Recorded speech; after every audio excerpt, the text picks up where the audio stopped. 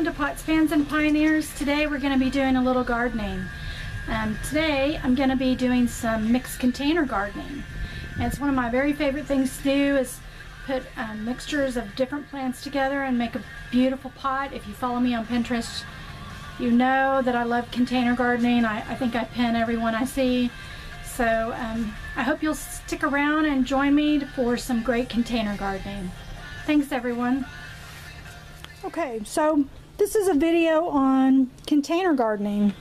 These buckets right here were at my front door, and I've had them since I got married. The first year, summer after I got married in 2009, I remarried, and my mother-in-law is also a wonderful gardener and landscape designer, and she made me these beautiful buckets with long grass and, you know, all pretty stuff around them, and I have not kept them very well, so I'm very ashamed. But anyway, I'm going to design some new containers, and I'm going to bring you guys along for the ride.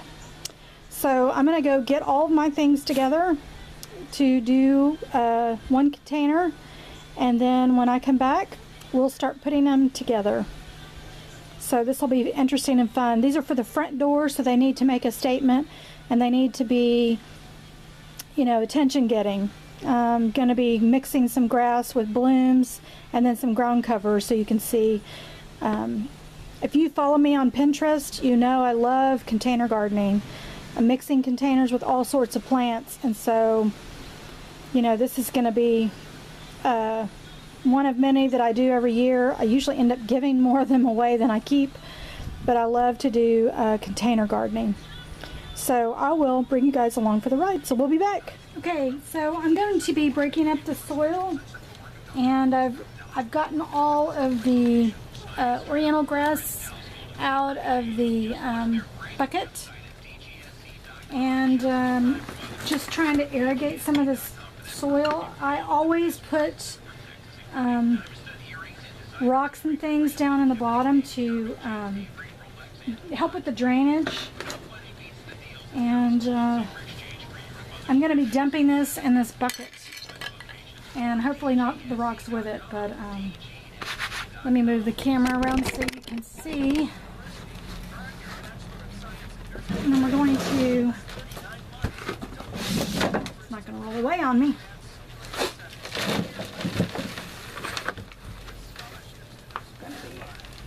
Dumping all of the soil.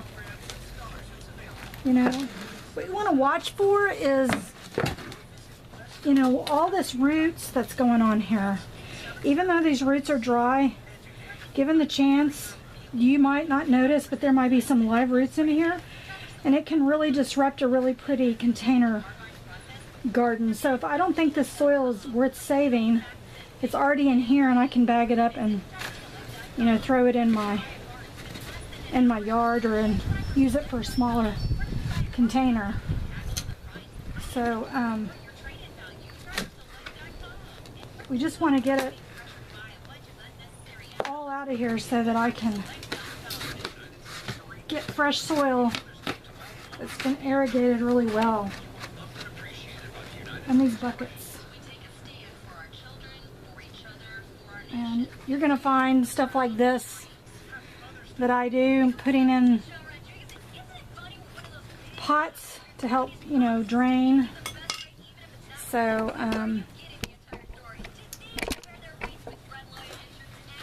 I don't want that getting into the soil, so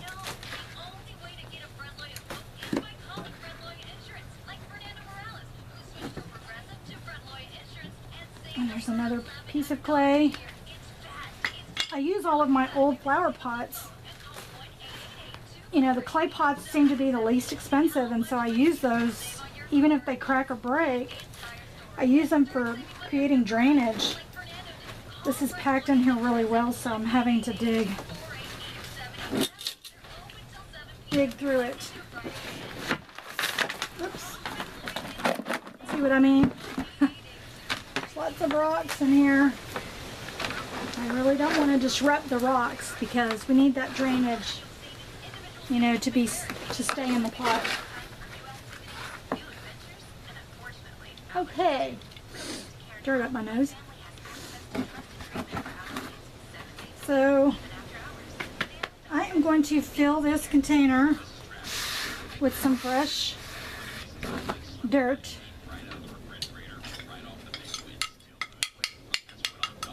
And I'm going to put these clay discs back in here for just, you know, more drainage. I'm going to be using just a basic potting soil, and I think one of these is going to be good enough for what I'm trying to do.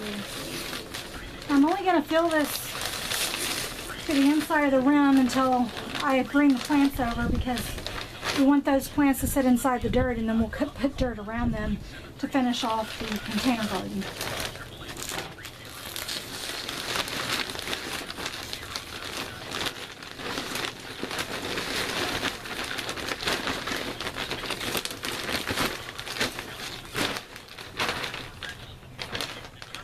And you're looking for just really good soil, moist soil. If you've had a potting soil in your garage all year since last summer or spring, it's probably fine, but if you've left it out in the sun, it's probably not real good oxygenated potting soil. Okay, I'm going to gather the plants that I'm going to be making these with, and I will be back, and we'll go ahead and get them in the pots. Okay, I've got some plants. I've went around my house and decided to, you know, save some money and not run out and buy plants. I had plenty of stuff around my yard that would make beautiful container gardens, and you know what you really want to understand is that when you're building a container garden, until it's fully matured, it's not going to look the prettiest, but what you want to do is make sure and start out really well. So this blooms a beautiful purple flower. I decided to put some lemon balm over here because it's a natural mosquito repellent, but who needs that close to your front door than, you know, anybody that lives here in Texas for sure. So the lemon balm will fill in here. It'll drape down the side of this bucket. I've also got some purple, well, in Texas here we call this traveling Jew, and it's not a derogatory name, it's just what I've always been told it's been called since I was really little. But I think it's beautiful, and it's all in my front yard, and so I decided that I wanted to have this. This will also drape. This type of plant, when you throw it, it just starts growing wherever it is you put it. So I've got two purple things in here, and then I'm gonna have two green things, so that'll give it a really nice balance. I don't know what this is called, but my mother-in-law gave this to me, and she said it does beautiful in container gardens, and it drapes as well, and it fills in. It's a ground cover. So I'll have to research what that is, and it's on Pinterest everywhere. It's in most all the container gardens. I'm going to go ahead and get the rest of the dirt in here to fill this up, and then I'm going to put that on the edge here, and then I'll start on my second bucket. So what we're wanting to do is just make sure, you know, these don't have a hard time standing up. I may have to get a stake and, you know, put it in here as well. Anytime you move lemon balm, it goes into a minimal shock. I mean, it starts to wilt on you really quickly, so you want to always make sure that you get it in soil or water very quickly. But within 24 hours, it will knock itself back and be normal. Just don't leave it out. If you've ever dug it up, don't leave it out overnight without anything, because it will die on you. So we're going to get all this filled in. And I want to make sure that, you know, this is real sturdy, because this is going to be your high. In a container garden, you have a high, you have a medium, and then you have a low ground cover, and that makes the most beautiful pots. And I'll have an update on these pots as they fill in. I'll give everybody a picture of, you know, how they're maturing, so that you can see if this is something you wanted to do for your home. I think the most beautiful indoor container gardens are succulents, you know, cactus. There's so many blooming